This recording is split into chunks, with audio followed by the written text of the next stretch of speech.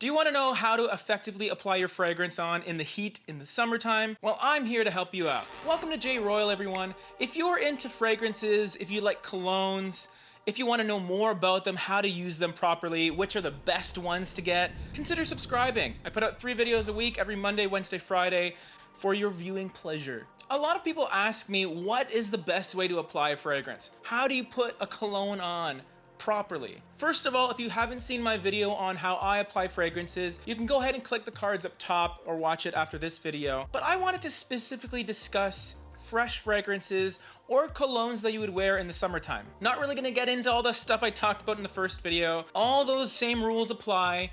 But what makes wearing fragrances in the summertime different than normal? Well, the first thing to consider is you'll probably be wearing a fresh fragrance. So this won't be one of your overly smoky, sweet fragrances. You'll probably be wearing a fragrance that'll be a bit lighter, a little bit easier to apply, and will maybe have some citrus notes, some aquatic accords. It's a fresh fragrance, which means you should apply more of it. By nature, by design, a summer fragrance will be lighter. It'll be a lot easier to handle in heavier dosages. While normally a fragrance in the wintertime will run you 2, maybe 3 sprays, in the summertime, I will almost always go above 5 sprays. One of the big concerns when it comes to summer fragrances is the fact that you will be sweating more, and with that sweating, it'll kind of wash off your fragrance. This also applies to if you do any water-based activities, if you're by the beach, if you're doing water sports, that's even worse. The plus side of the heat is the fact that it'll evaporate off your skin faster. And when that happens, your fragrance will be projecting. That's essentially what projection is. It's the scent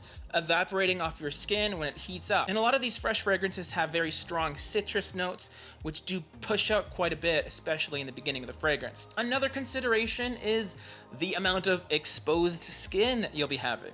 As you can see, I'm wearing a tank top right now, which is a good thing because it gives me more places to apply a fragrance on my skin. When you apply fragrance on clothing, for example, yes, it can help with performance, but it doesn't let the fragrance develop in the same way that it would on your skin. So now do I not only have pulse points around here, I have pulse points here and here. I don't have a sweatshirt that's rubbing against my wrist. I don't have a t-shirt that's rubbing against my elbow region. So all those areas are open for business when it comes to applying your fragrance. Now, speaking of spraying your clothes, here's the good news. Fresh fragrances don't have as much depth as your cold weather fragrances, your warm class fragrances, which means they're more linear. And the biggest concern with spraying your clothes is it doesn't get that same development. But who cares about development if you're wearing a cologne that is just basically 3 fresh notes? Now, if you saw my previous video on how to apply fragrances, you will know about pulse points. Pulse points are areas that will have a lot more heat coming to them,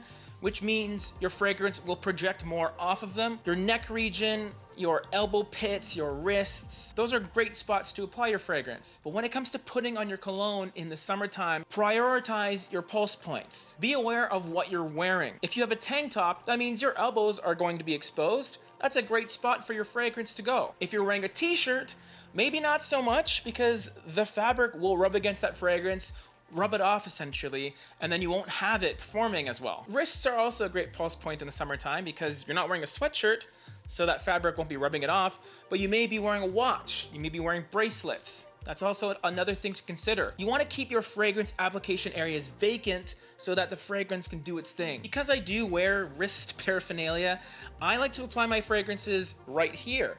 That way I know it's not going to be rubbed off. Even if I'm holding someone's hand, it's still not being affected or touched or rubbed off. So for today, I'm wearing a tank top. I'm doing a cross pattern on my neck, and then I'm spraying my elbow pits. One of my favorite spots to spray when I'm wearing a tank top. I do like the one spray on the hand because then every time I can check the time, I'll get a whiff of my beautiful Creed fragrance. And it also allows me to periodically test the performance. Can I still smell it off my skin? How far do I have to pull away before I can smell it? If you want to go a little more overkill, if you're going to be outside quite a bit, spray your shoulders. Do a bonus spray on your chest. Something like Virgin Island water is pretty hard to overspray after all. But before you go heavy-handed with your summer fragrances, make sure it is appropriate for the summertime. The last thing you want to do is stink, like a bad kind of stink. The whole point is to smell good, not bad. So the golden rule is know your fragrance. Make sure you test it out before you really put it to work. And if you want to know more about that, I do have my original how to apply fragrance video right there. Please go check it out because it goes through all the essential details on how to apply cologne. But at the end of the day, this is all my opinion. I mean, I feel like it's a good opinion, but you should also get your own.